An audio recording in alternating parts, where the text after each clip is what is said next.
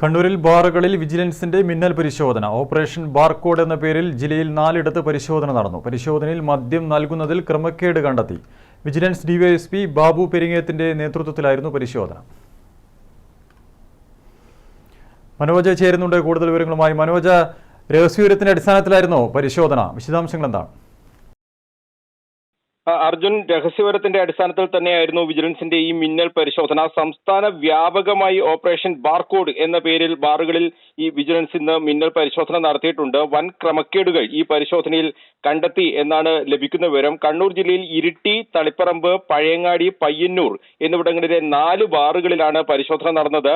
പയ്യന്നൂരിൽ vigilance DYSP Babu പെരിങ്ങേത്തിന്റെ നേതൃത്വത്തിലായിരുന്നു പരിശോധന. തളിപ്പറമ്പിൽ ഇൻസ്പെക്ടർ സജീവ്, പഴയങ്ങാടിയിൽ സുനിൽകുമാർ, ഇരിട്ടിയിൽ വിനോദ് ചന്ദ്രൻ എന്നിവരാണ് ഈ പരിശോധനയ്ക്ക് നേതൃത്വം നൽകിയിട്ടുള്ളത്. പഴയങ്ങാടിയിലെ പ്രതീക്ഷ ബാറിൽ അളവിൽ കൃത്രിമം നടക്കുന്നതായി ഈ വിജിലൻസിന്റെ ആ പരിശോധനയിൽ കണ്ടെത്തിയിട്ടുണ്ട്. കൃത്രിമം ഇങ്ങനെയാണ്: 60 ml പെഗ് മെഷർ പാത്രത്തിന് പകരം 48 ml പാത്രവും 30 ml പാത്രത്തിന് പകരം 24 ml പാത്രവും ഉപയോഗിക്കുന്നതായാണ് കണ്ടെത്തിയത്. ലീഗൽ മെട്രോളജി വകുപ്പിന്റെ ഉദ്യോഗസ്ഥരെ സ്ഥലത്തേക്ക് വിജിലൻസ് വിളിച്ചു വരുത്തി. ഈ അളവിൽ കൃത്രിമം ഉണ്ട് എന്ന് ആ പരിശോധനയിൽ സ്ഥിരീകരിക്കുകയും ചെയ്തു.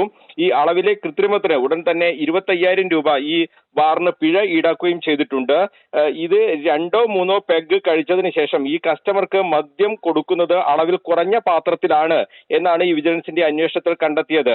ഈ കസ്റ്റമർ ഫിറ്റ് ആണ് എന്ന് മനസ്സിലാക്കിയാൽ ഉടൻ തന്നെ ഇത്തരത്തിൽ അളവിൽ വൻതോതിൽ കൃത്രിമം നടത്തുന്നു. ഇത് വലിയ ലാഭം ഈ ബാറുകൾക്ക് ഉണ്ടാക്കുന്നതായും വിജിലൻസിന്റെ പരിശോധനയിൽ കണ്ടെത്തിയിട്ടുണ്ട്. ഇങ്ങനെ വലിയ തോതിൽ അളവിൽ കൃത്രിമം കാട്ടിയൊക്കെ മദ്യം നൽകുന്ന സാഹചര്യമുണ്ട് എന്ന് നേരത്തെ തന്നെ രഹസ്യ വിവരം വിജിലൻസിന് ലഭിച്ചിരുന്നു എന്നാണ് വിജിലൻസ് വ്യക്തമാക്കുന്നത്. അതിന്റെ അടിസ്ഥാനത്തിൽ കൂടിയാണ് ഈ പരിശോധന നടന്നത്.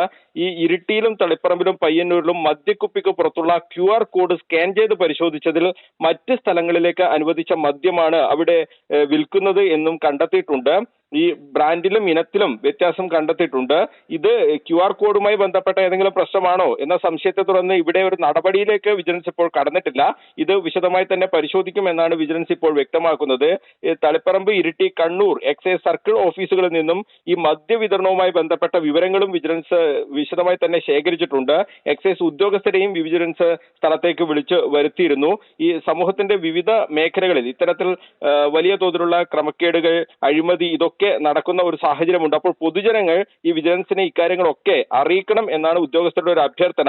വിജിലൻസ് ഡിവൈഎസ്പി ബാബു പെരിങ്ങേത്ത് തന്നെ ഇക്കാര്യത്തിൽ നേരത്തെ തന്നെ പൊതുസമൂഹത്തോട് അഭ്യർത്ഥനയൊക്കെ നടത്തിയിരുന്നു. ഈ അഴിമതി ഇല്ലാതാക്കുക എന്നത് വിജിലൻസിന്റെ മാത്രം ഒരു ഉത്തരവാദിത്തമല്ല, പൊതുസമൂഹം കൂടി ഇത്തരത്തിൽ വിജിലൻസിനെ സഹായിക്കണം എന്നാണ് അദ്ദേഹം പറയുന്നത്. മൊബൈൽ നമ്പറുകൾ പ്രദർശിപ്പിച്ചിട്ടുണ്ട് വിജിലൻസിന്റെ.